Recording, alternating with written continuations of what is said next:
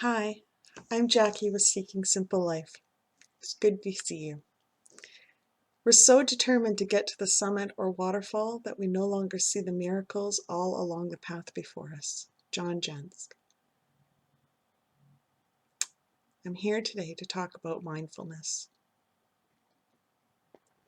Mindfulness is being able to be in the moment, be present, and being able to observe what's going on around you, catch the little moments of joy, be able to see the beauty of the things around us, even amongst chaos.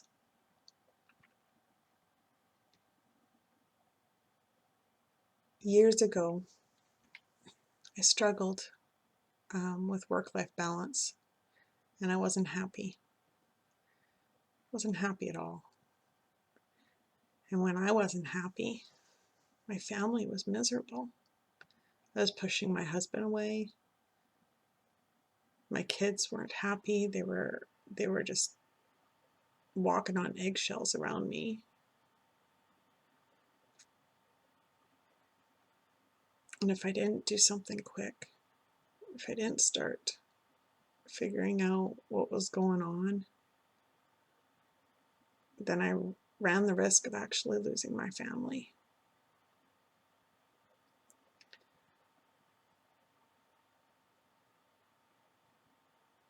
So I knew deep down that it wasn't anything that they were doing. Sure, there was annoying little things that were going on, like my husband was doing little stuff and my kids were like being kids. But in the end, it was me. I needed to fix me. I needed to look within me, not anyone else. So that's when I started doing more mindfulness. I started living my life mindfully so that I could be a better me. I could be a better wife. I could be a better mother. I could be a better friend. I could live a better life. One of the first things that I realized when I started looking within was that I was a multitasker.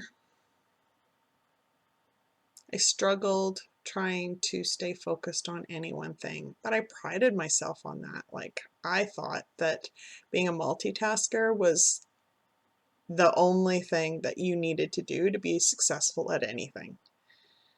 I was wrong. Multitasking actually trains the brain to not being able to focus on one thing at a time. And you actually become more scatterbrained, unproductive,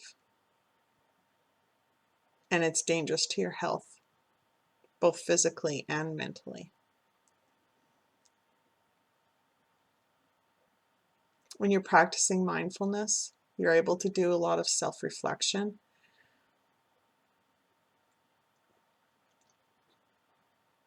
And you're able to actually dig into mindset issues that are causing you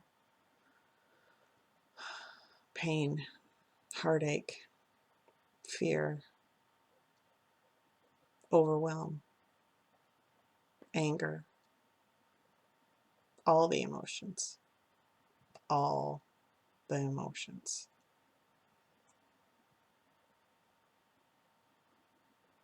You're able to realize that hint of homemade bread, the smell of homemade bread takes you back to that moment when you're sitting at grandma's place and she's baking bread and you can smell it waft through the kitchen. And then you can taste the homemade churned, the freshly churned butter on that homemade bread, or the honey from the next door neighbor's yard or beehives on the homemade bread.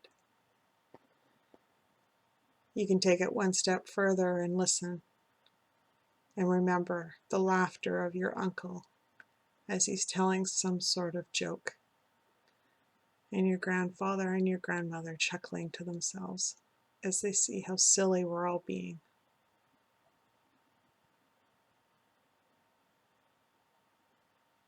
One smell can bring you back those memories when you're being mindful. When you're not being mindful, all you can think of is the next thing that needs to happen. You don't even register the smell of the homemade bread. Or you do, and you just, oh, I'm hungry.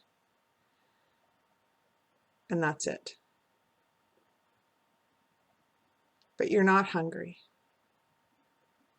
You're just triggering a memory. But when you're not mindful of that, you're going to think you're hungry, and you're going to think you need to eat. And then you're going to feel guilty because you're eating that bread. Life doesn't have to be that way. It doesn't have to be that way at all.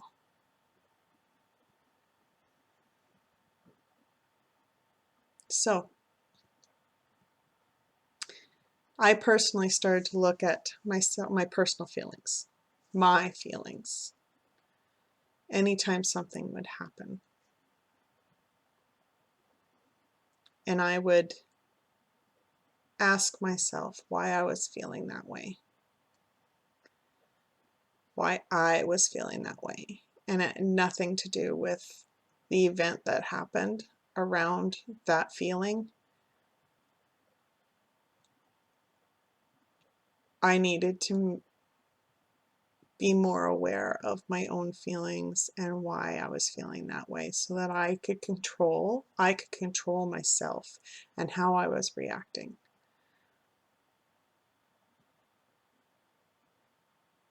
And there were moments, when the kids were being kids and all I wanted to do was just blow up.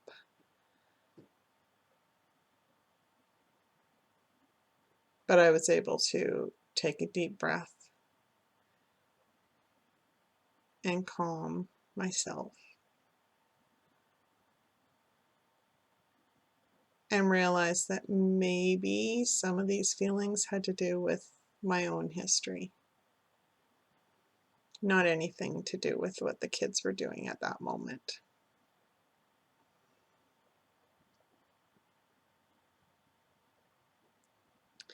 So you see, Queen of Multitasking was a label that I had to get rid of for my own health, for my relationships, so that I could actually learn to connect with the people I loved. So, how do you start? Well, I'm glad you asked. There are a few things that you can do to get started in practicing mindfulness.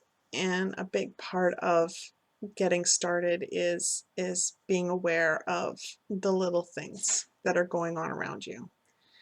So it's being able to put the distractions aside and listen to the birds outside your house. It's being able to feel the water flowing over you when you're showering in the morning. It's being able to feel the curve of the plate as you're washing it, the smoothness of the utensil, the temperature of the water. It's being able to feel the vehicle moving along the road as you're driving, and the feel of the steering wheel under your hands. It's being able to take a walk and not having to listen to the radio, and just being able to take in nature around you.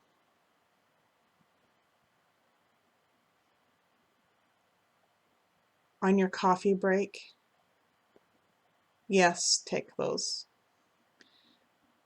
You're going to sit quietly without your phone, and you're just going to take notice of how you're sitting in your chair, the feel of the chair under you. You're going to be able to stretch and feel your body start to relax under the movement.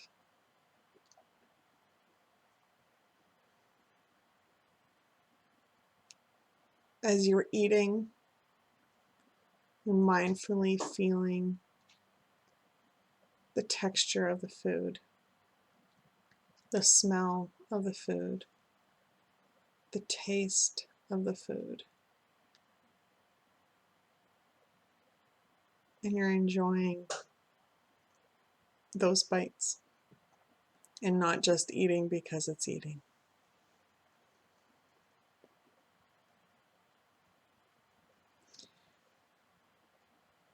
If you're still having trouble focusing on being mindful, there's a technique that my daughter's dance teacher showed them one day in class. And she asked them to take a deep breath, and you're going to follow the outline of a square. So you're going to take a deep breath in, take a deep breath out, take a deep breath in, take a deep breath out. And if you're having trouble doing this in the air and you need to stay grounded in what you're doing, use the table beside you or in front of you. Use the floor if you're sitting on the floor while you're doing it, and mark the square on the floor so that you have something to feel, something to touch.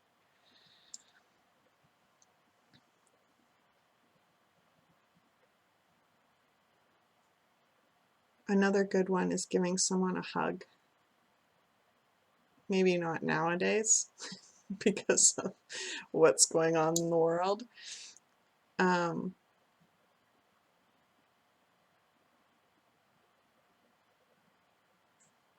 But it's that connection and staying connected with that person for a set period of time that will allow you to be mindful of what you're feeling, of that connection that you have with that person. As you get better at practicing mindfulness, you can start to do some self-reflection and be able to pick up how you're feeling before you react to a situation. And that's the goal. The goal is to be able to control yourself from reacting naturally so that you can help bridge the gap between your relationships and be more mindful of how you're treating other people.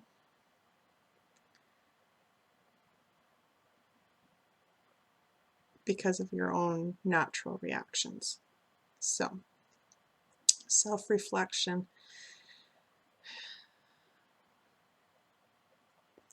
As humans, we're the only species on Earth that has the ability to actually feel something and observe it at the same time. So when we're doing our own self-reflection, or doing self-reflection, practicing self-reflection, we're being mindful. So we're going to mindfully notice our feelings. And then we're going to kind of shift it over to the side a little and look at it and go, why am I feeling that way? What would have caused that feeling to come up in this moment?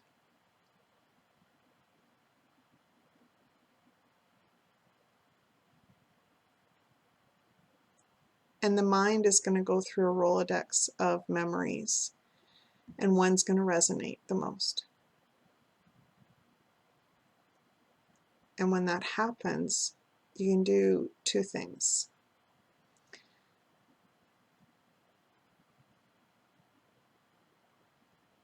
You can write it down,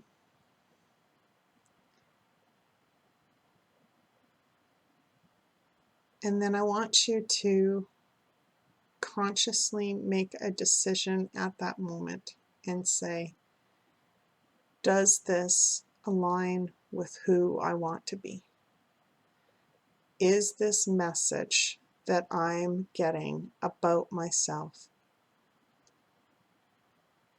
valid for who I want to be? Chances are the message that you are getting from that past event could be a lie about you. It could be a bullshit rule that you were told as a kid or that you believed about yourself. And it doesn't align with your life goals that you have right now. So that fear, that anger, that insecurity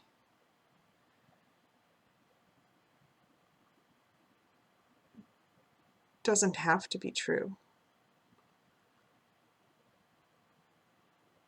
So you have a choice in that moment. You can either A, continue to believe it until you're ready to let it go, or B, let it go now. And I mean, let it go. Because it's not true. You are enough, just as you are.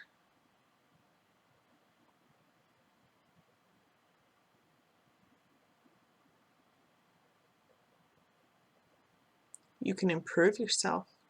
You can move forward and work towards life goals that you have for yourself.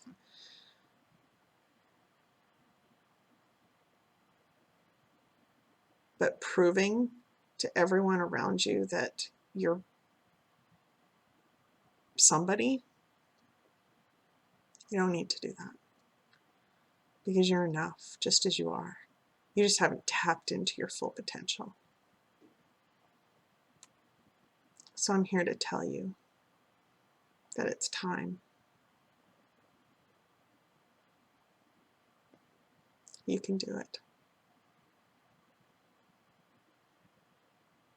Have a wonderful day. Bye for now.